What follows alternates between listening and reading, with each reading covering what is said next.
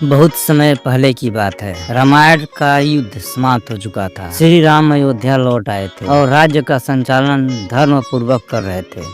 अयोध्या नगरी में चारों ओर शांति और समृद्धि थी, पर श्री राम चाहते थे कि उनका राज्य समस्त प्रजा की दृष्टि में निष्कलंक हो। एक दिन भगवान राम ने वेश बदलकर नगर भ्रमण करने का निर्णय लिया। वे सामान्य नागरिक के रूप में नगर नगर गांव-गांव जाकर यह जानना चाहते थे कि उनकी प्रजा उनके शासन से संतुष्ट है या नहीं।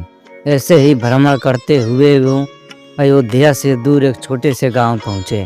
वहां उन्होंने देखा कि एक बूढ़ा व्यक्ति और उसकी पत्नी एक कुटिया में रहते हैं। दोनों वृद्ध परंतु अत्यंत तेजस्वी और संतुष्टि दिखाई देते थे।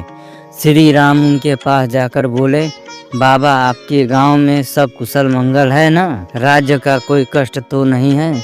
बूढ़ा मुस्कुराकर बोला, राजा राम का राज है, फिर में कैसे कोई कष्ट हो सकता है? उनके राज्य में तो पशु पक्षी तक सुख से रहते हैं।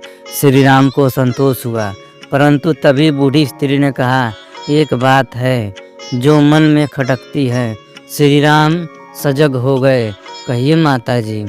बूढ़ी स्त्री बोली, राजा राम तो न्यायप्रिय हैं, लेकिन मैंने सुना है कि उन्होंने अपनी पत्नी सीता को जनता के कहने पर बरमाद दे दिया। एक स्त्री होने के नाते मैं यह समझ नहीं पाती कि जब उन्होंने अग्नि परीक्षा से सीता की पवित्रता जान ली थी, तब फिर जनता के कहने पर उन्हें त्यागना क्यों पड़ा। श्री राम कुछ देर मौन रहे।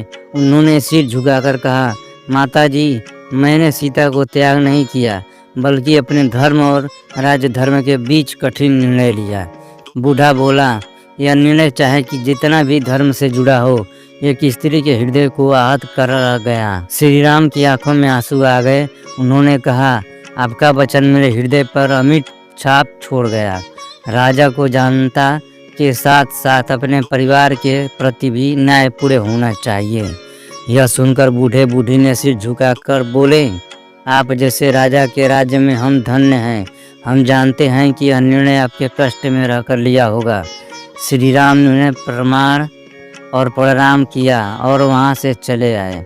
लौटते समय उनके मन में एक नया विचार जन्म ले चुका था। न्याय केवल नियमों से नहीं, भावनाओं से भी होना चाहिए। नमस्कार दोस्तों, वीडियो को लास्ट तक देखने के लिए धन्यवाद।